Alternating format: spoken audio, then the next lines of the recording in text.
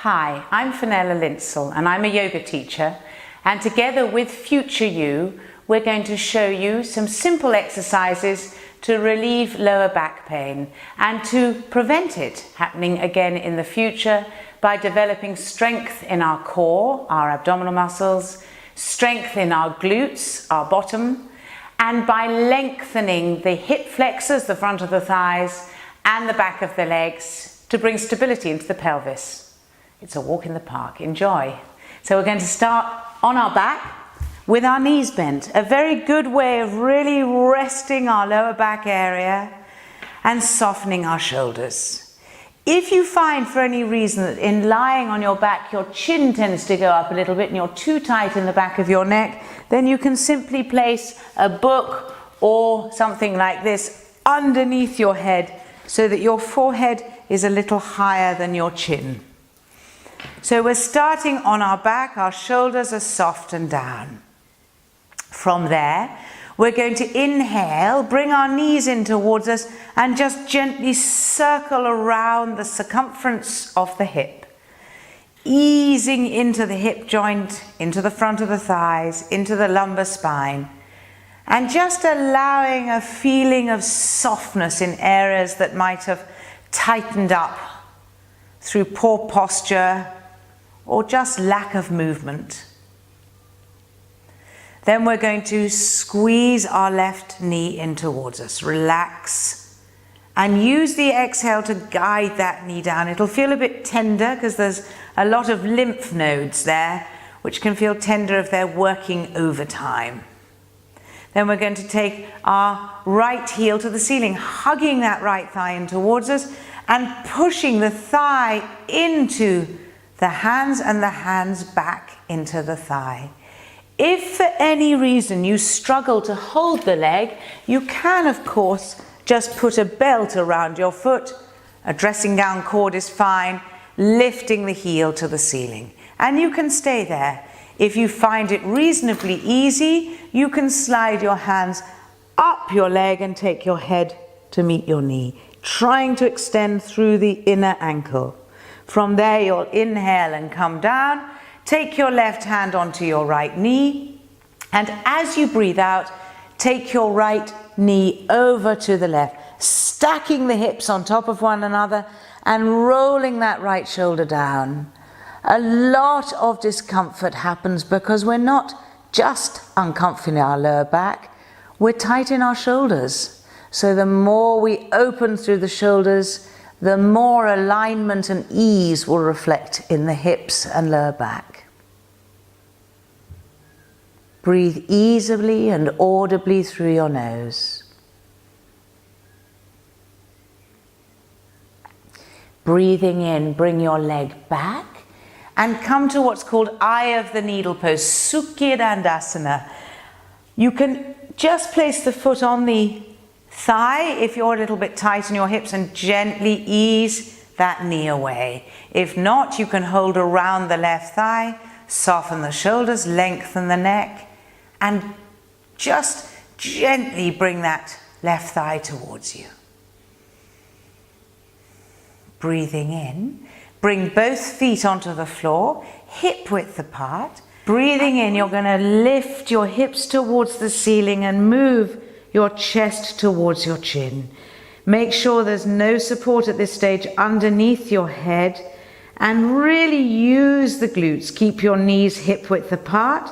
Press down into big toe and little toe and really feel a lovely sense of length through these hip flexors. When they're tight, they pull the pelvis forward. When the hamstrings, the backs of the legs are tight, they pull the pelvis back. We're working on bringing a sense of balance into both the front and back and the sides of the pelvis as you lower down. The sides, of course, being the hips. Stretch your right leg away as we work into the hamstrings on the left leg. Squeeze the knee down. Keep your neck long. Use the brick under your head again if you need to. Take your left heel to the ceiling, flex the foot. Hold around the left thigh. Using the belt or simply sliding your hands up that leg is fine, softening the shoulders. Keep the detail in your right foot. Keep your right toes pointing to the ceiling. Breathing in, bending your left knee and just guiding it over to the right, keeping your right leg strong and smoothing that left shoulder down to the floor. Using the breath and really feeling a sense of pulling with your right hand and gently pushing with your left shoulder. Breathing in, come back to center.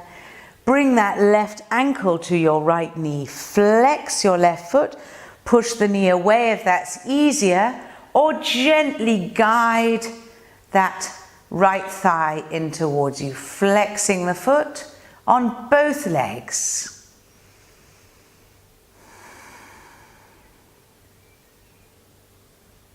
Breathing in. Place both feet on the floor again, hip width apart. Remove any support if you've got one underneath your head. Curl the tailbone towards the ceiling. Really engage these buttock muscles as you push your chest towards your chin. Use the breath. See if you can watch your abdomen, your tummy rise and fall with each inhale and exhale.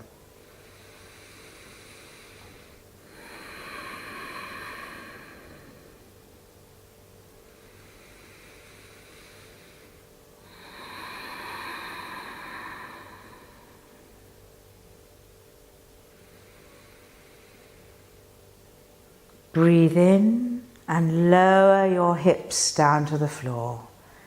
Breathe out as you hug your knees in towards you. Once again, if you need to, you can place the brick underneath your head. Using the belt if you'd like to, or fists under your bottom if it's easier. Take your heels to the ceiling. Sometimes by just keeping our tummy soft, we can hold the legs there effortlessly. This is one of the most nutritious ways of really nurturing the lower back by naturally helping length through the hamstrings and lift through the front of the thighs.